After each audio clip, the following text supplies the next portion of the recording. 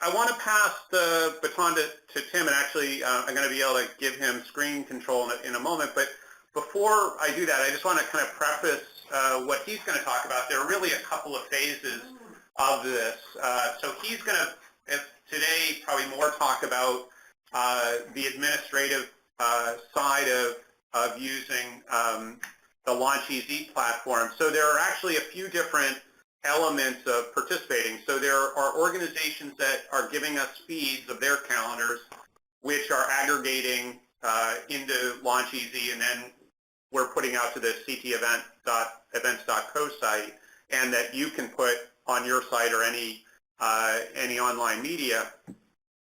So that's one part. So there's this sort of, feed in and then the widget going out, and then there are organizations that don't have calendars, their own calendars or feeds, and they need to be able to sort of have a place to enter into their information into the calendar. So that's one other component. And then the other is that right now what we're finding is that the feeds themselves, so you think of, we're getting feeds from Google Calendars, we're getting feeds soon from Eventbrite, from Meetup and a variety of other sources. And so what we're finding is that the data, depending on what the source is, kind of comes in looking a little bit different. And so what we've done is sort of restricted what comes into our feed based on what we found is the consistent quality of information from those different sources. And so as an example, we'd all love to have descriptions in our feeds that come out of, or go to ctevents.co or back out to our site. And so what we're finding is that the feeds that come in that are the description feeds typically end up having a lot of HTML in them. In other words, a lot of sort of superfluous language that wouldn't necessarily translate well going back out into a calendar. And so what we're finding is that there are certain fields we can accept, consistently, and there are other fields that we can't. And so there's going to be really kind of a two-step process. One is that when you have new feeds coming in, there's going to be an approval process that you'll have the ability to control. In other words, did this feed come in correctly? Does it have all the things I want in it? So you'll actually be able to add to that. You'll be able to see how your feeds are coming in. And the second is that you can go in at any time and add additional details to the information that goes into LaunchEZ, so that, again, as you're aggregating out to the 10, 20, and as we go forward, probably 30-plus calendars around the state, you'll have as much information in these feeds as you want, making sure the links are correct to go to register or any of those types of things. So in any event, that's really what Tim's going to talk about, is how do we administratively go in. And some of you already have administrative access. For those that don't, Tim will actually talk about the steps you need to just to set that up. But it's very simple, and in the next few days, sort of most everybody could be set up. It's just a couple of steps. So I'm going to turn it over to Tim, and you should now have control once you accept. So I just wanted to start off by showing the Google Analytics page, because I thought it was kind of interesting that in the past month we've had 2,700 page views with about 340, actually about 1,672 unique page views. So that's kind of pretty good for our first kind of unofficial month of being out there. So we can kind of keep an eye on this and see how it tracks from month to month.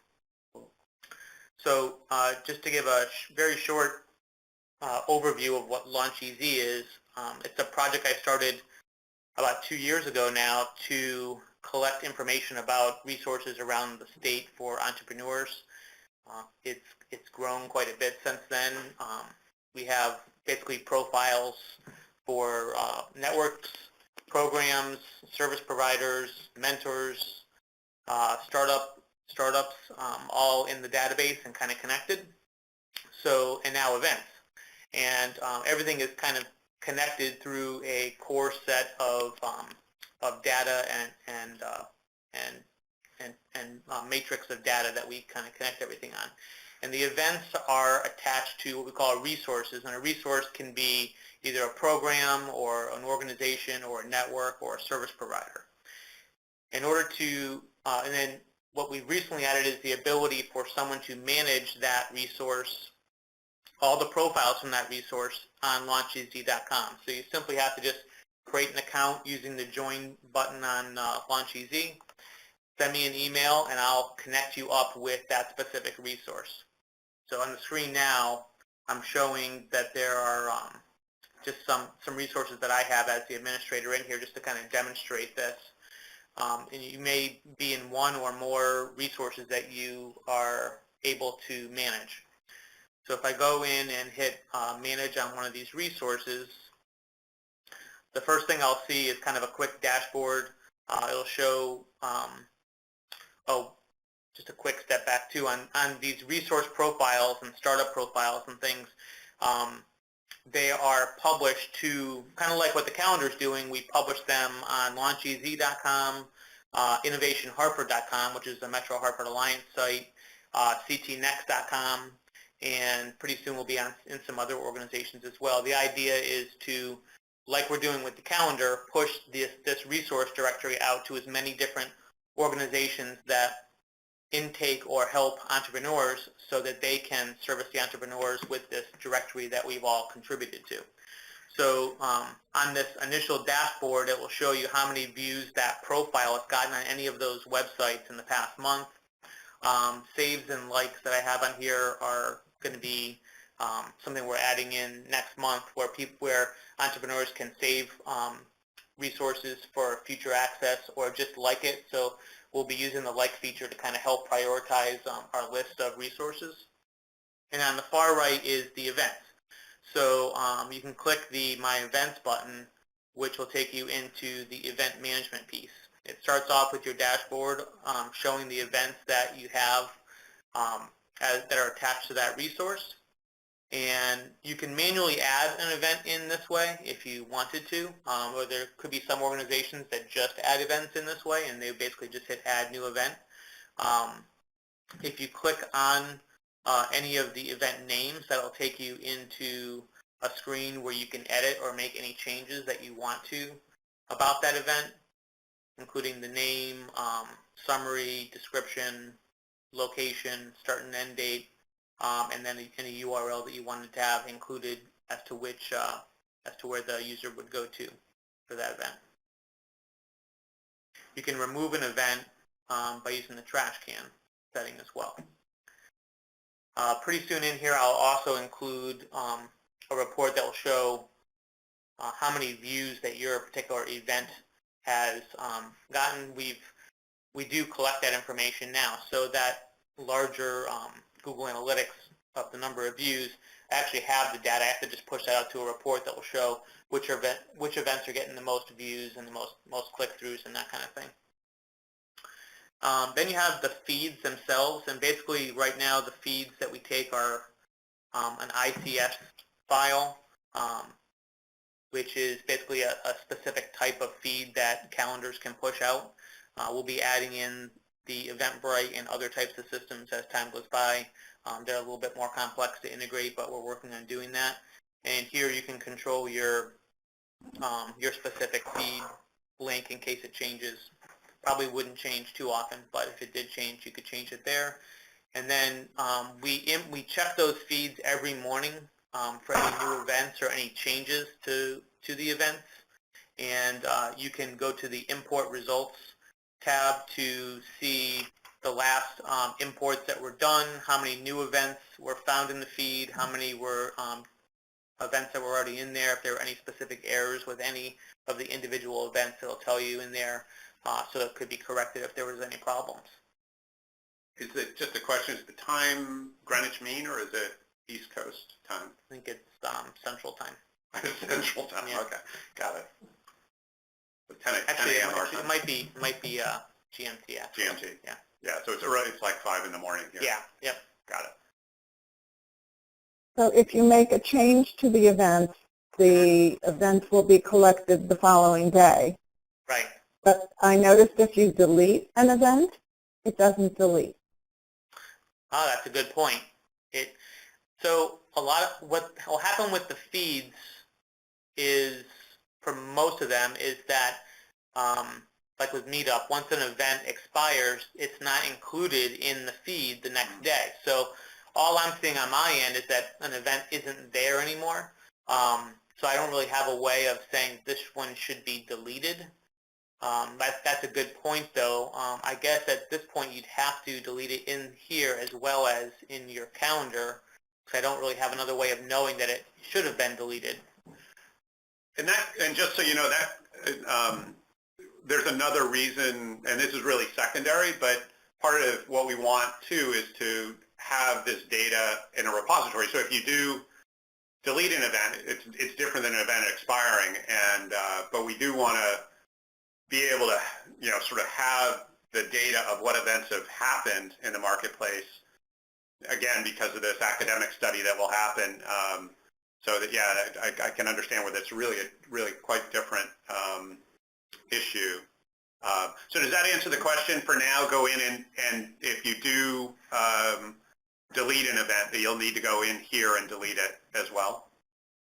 I've already done that. We had to cancel an event.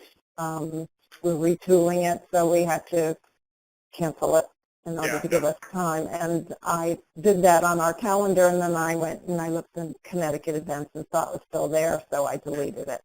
Got it. Yeah, and I can understand how that's different than expiring, because that's a history that you want to hang on to. That's different than deleting. Sure. I mean, I suppose I could do a check to say that if an event isn't in the feed anymore and it's a future date, then we delete it. But if it's a past date, then we leave it. Would that be more reasonable? It sounds logical, because if as communicators and if as populators we're managing our own calendars and with the expectation that your calendar is going to do the same, then if we delete it, it logically should be gone from your calendar as well. Okay, I can put in that rule. Cool. Thank you for the heads up. That's really good.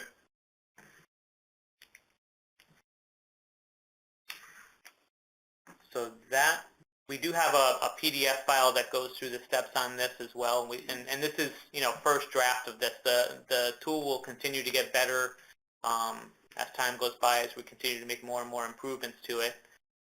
So stay tuned for those.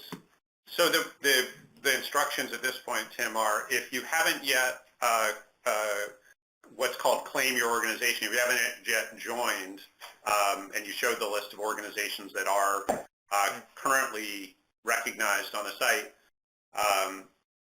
then folks should go to join and just go through that, and then they send you an email to let you know that they've done that.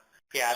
So I'll reiterate this in the follow-up email. For anyone that hasn't done this yet, just simply join, go to LaunchEZ and join, claim, for example, Ann, you'd claim Yale or Yale, YEI or whatever, whatever you'd want to claim in there. And actually there are probably several IDs under Yale that you might want to claim and administrate. And then just send Tim an email or pop me an email and I'll facilitate, but ultimately then Tim will set you up and get you fully on board. Okay. Cool. Any questions so far on any of this from what Tim's talked about?